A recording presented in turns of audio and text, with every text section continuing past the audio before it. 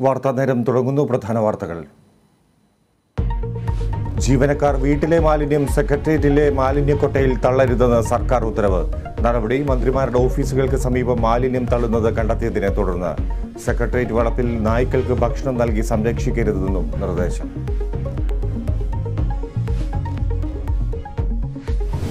പാലക്കയം കൈക്കൂലി കേസിൽ കൂടുതൽ ഉദ്യോഗസ്ഥർ നിരീക്ഷണത്തിൽ. സുരേഷ് കുമാർ കൈക്കൂലി വാങ്ങിയത് വില്ലേജ് ഓഫീസർക്ക് നൽകാനെന്ന പേരിൽ.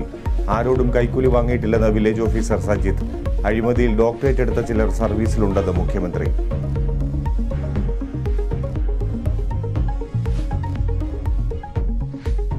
+2 വൊക്കേഷണൽ ഹയർ സെക്കൻഡറി പരീക്ഷാഫലം ഇന്ന്. ഫലപ്രഖ്യാപനം വൈകിട്ട് 3 മണിക്ക് സെക്രട്ടേറിയറ്റ് PRD ചേംബറിൽ. ഫലം കാത്തിരിക്കുന്നത് 4,42,067 വിദ്യാർത്ഥികൾ.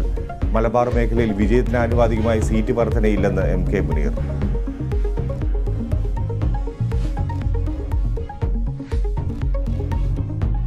കാട് കടത്തിയ അരിക്കൊമ്പൻ കുമളിക്ക് സമീപത്തെ മേതക്കാനം ഭാഗത്തേക്ക് മടങ്ങി.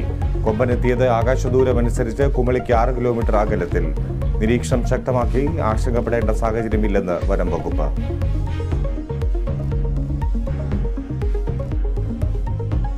സംഘർഷം തുടരുന്ന മണിപ്പൂരിൽ ജാഗ്രത ശക്തം. 3 ജില്ലകളിൽ പ്രഖ്യാപിച്ച കർഫ്യൂ ഇളവ് റദ്ദാക്കി. നിയന്ത്രണങ്ങളിൽ ഇളവില്ലെന്ന് മണിപ്പൂർ സർക്കാർ. സംഘർഷ സാധ്യത മേഖലകളിൽ കൂടുതൽ സൈന്യത്തെ വിന്യസിച്ചു.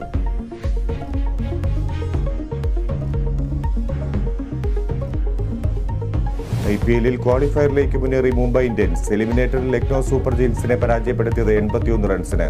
ക്വാളിഫയറിൽ മുംബൈ ഗുജറാത്ത് പോരാട്ടം.